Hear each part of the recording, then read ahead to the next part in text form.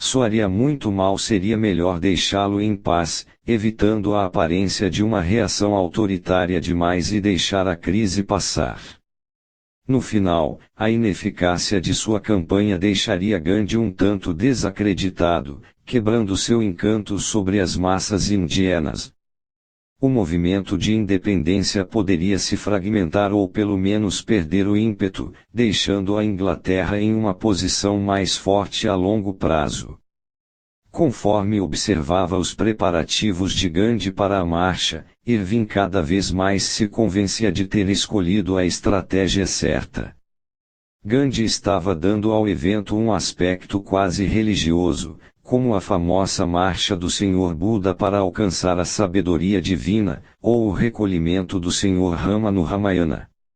Sua linguagem era cada vez mais apocalíptica: estamos entrando em uma luta de vida e morte, uma guerra santa, e isto parecia ter ressonância com os pobres, que começaram a afluir em bando para o ashram de Gandhi para escutá-lo falar.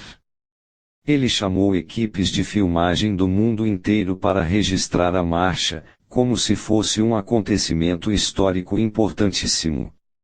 O próprio Irving era um homem religioso e se via como o representante de uma nação civilizada, temente a Deus. Resultaria em crédito para a Inglaterra que ela fosse vista deixando este homem santo intocado em sua procissão até o mar. Gandhi e seus seguidores deixaram o ashram no dia 12 de março de 1930. Conforme o grupo passava de aldeia em aldeia, suas fileiras iam crescendo. A cada dia, Gandhi estava mais ousado. Ele convocou estudantes de todas as regiões da Índia para que abandonassem os estudos e se juntassem a ele na marcha. Milhares atenderão. Multidões se congregavam pelo caminho para vê-lo passar. Os discursos que ele fazia para estas pessoas eram cada vez mais inflamados. Ele parecia estar tentando dar aos ingleses um motivo para prendê-lo. No dia 6 de abril, ele liderou seus seguidores até o mar para se purificarem, em seguida recolheu o sal da praia.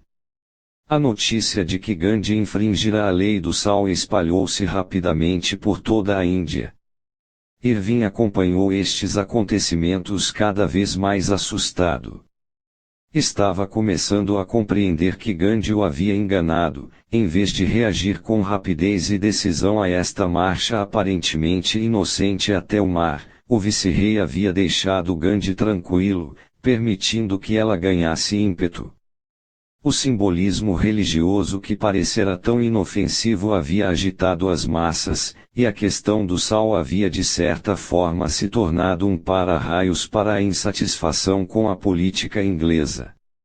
Gandhi havia escolhido com muita sagacidade um problema que os ingleses não reconheceriam como ameaça, mas teria repercussão entre os indianos. Se Irving tivesse reagido mandando prender Gandhi imediatamente, tudo poderia ter passado despercebido.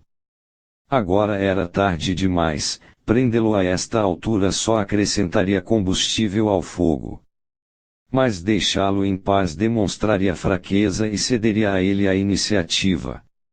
Enquanto isso, demonstrações não violentas estavam surgindo em cidades e aldeias por toda a Índia, e reagir com violência só tornaria os manifestantes mais simpáticos aos indianos moderados. O que Irving fizesse, pelo visto, só ia piorar as coisas. E assim ele se afligia, convocava reuniões intermináveis e não fazia nada. Os dias se passavam e a causa ia encrespando visivelmente. Milhares de indianos viajavam para as costas da Índia para recolher sal como Gandhi havia feito. Cidades grandes viam demonstrações em massa nas quais este sal ilegal era distribuído ou vendido a um preço mínimo. Uma forma de protesto não violento gerava outra em um efeito cascata, um boicote liderado pelo Congresso a produtos britânicos, por exemplo. Finalmente, por ordem de Irving, os britânicos começaram a reagir às demonstrações com força. No dia 4 de maio, eles prenderam Gandhi e o levaram para a prisão onde ficaria durante 9 meses sem ser julgado. A prisão de Gandhi detonou uma conflagração de protesto. No dia 21 de maio, um grupo de 2.500 indianos marchou pacificamente sobre o Dharazana Salt Works do governo, que era defendido por policiais armados indianos e oficiais britânicos. Quando os manifestantes avançaram sobre a fábrica, foram abatidos com porretes revestidos de aço. Instruídos nos métodos de não violência de Gandhi, os manifestantes não tentaram se defender, sujeitando-se simplesmente aos golpes que choviam sobre eles. Aqueles que não foram atingidos continuaram a marcha até que quase todos tivessem levado cacetada. Foi uma cena repugnante com muita exposição na imprensa. Incidentes semelhantes por toda a Índia ajudaram a destruir o último apego sentimental que qualquer indiano ainda tivesse pela Inglaterra. Para encerrar os tumultos crescentes, Irving finalmente foi obrigado a negociar com Gandhi, e, em várias questões, ceder terreno, fato sem precedentes para um vice-rei imperialista inglês. Embora o fim do Raj fosse demorar muitos anos, a Marcha do Sal provou ser o início do fim e, em 1947, os ingleses finalmente saíram da Índia sem uma luta. Interpretação: Gandhi foi um estrategista que sabia disfarçar sua expertise, cuja fragilidade, até aparência de santo, constantemente confundia seus adversários fazendo com que o subestimassem.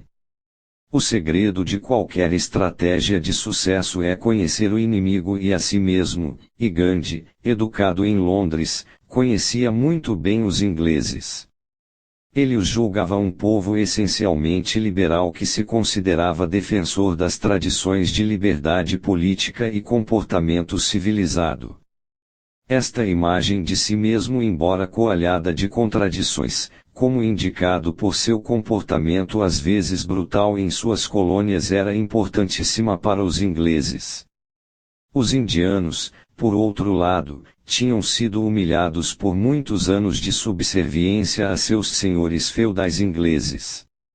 Estavam em grande parte desarmados e sem condições de se envolver em uma insurreição ou guerrilha. Caso se rebelassem com violência, como outras colônias tinham feito, os ingleses os esmagariam alegando depois terem agido em legítima defesa, sua imagem pessoal civilizada não sofreria danos. O uso da não-violência, por outro lado, um ideal e uma filosofia que Gandhi prezava profundamente e que tinham rica tradição na Índia, exploraria à perfeição a relutância dos ingleses em reagir com força a não ser que fosse absolutamente necessário. Atacar pessoas que estavam protestando pacificamente não estava de acordo com a noção que os ingleses tinham de sua própria pureza moral. Sentindo-se confusos e culpados, os ingleses ficariam paralisados sem saber o que fazer e renunciariam à iniciativa estratégica. A Marcha do Sal é talvez o melhor exemplo do brilhantismo estratégico de Gandhi. Primeiro, ele escolheu de propósito uma questão que os ingleses considerariam inofensiva, até ridícula. Reagir com força a uma marcha a respeito de Sal teria causado problemas para um inglês. Depois, ao identificar sua questão aparentemente trivial em sua carta a Irving, Gandhi deu a si mesmo espaço para estruturar a marcha sem medo de repressões. Ele usou esse espaço para inseri-la em um contexto indiano que ia chamar muita atenção. O simbolismo religioso que ele encontrou para isto também teve outra função: acentuou a paralisia dos britânicos, que eram eles mesmos muito religiosos a seu próprio modo e não poderiam aprovar a repressão a um evento espiritual. Finalmente, como qualquer bom empresário teatral, Gandhi fez da marcha um espetáculo dramaticamente visual e usou a imprensa para lhe dar o máximo de exposição. Depois que a marcha ganhou ímpeto, já era tarde para impedi-la. Gandhi havia iniciado um incêndio, e as massas estavam profundamente envolvidas na luta. O que quer que Irving fizesse, àquela altura dos acontecimentos, só ia piorar a situação. Não só a Marcha do Sal ficou sendo o modelo de protestos futuros, como foi nitidamente o momento crucial na luta da Índia pela independência. Muita gente hoje é tão indecisa quanto os ingleses foram com relação ao exercício do poder e da autoridade.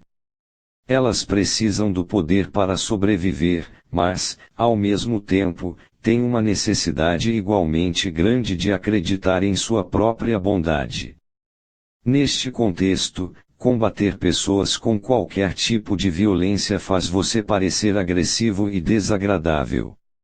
E se são mais fortes do que você, na verdade você está fazendo o jogo delas, justificando uma reação autoritária delas. Em vez disso, o máximo da sabedoria estratégica é aproveitar-se da culpa latente e da ambivalência liberal das pessoas, mostrando-se como uma pessoa bondosa, gentil e até passiva. Isso as deixará desarmadas e sem defesa. Se agir para desafiá-las e resistir a elas, você deve fazer isso de uma forma moral, justa e pacífica. Se elas não se aguentarem e reagirem com força, vão parecer e se sentir como pessoas ruins. Se hesitarem, você prevalece e tem uma abertura para determinar toda a dinâmica da guerra. É quase impossível combater pessoas que levantam as mãos e não resistem da maneira agressiva de costume. É totalmente confuso e incapacitante. Agindo desse modo, você inflige culpa como se ela fosse uma espécie de arma. Em um mundo político, sua resistência passiva, moralista, vai paralisar o inimigo. Eu era um crente na política de petições, delegações e negociações amigáveis. Mas tudo isso deu em nada. Sei que não é assim que se convence este governo. A rebeldia passou a ser a minha religião. A nossa é uma guerra sem violência. Mahatma Gandhi, de 1869 a 1947. Poder passivo. No início de 1820, estourou uma revolução na Espanha, seguida poucos meses depois por outra em Nápoles, que na época era uma cidade-estado incorporada ao Império Austríaco.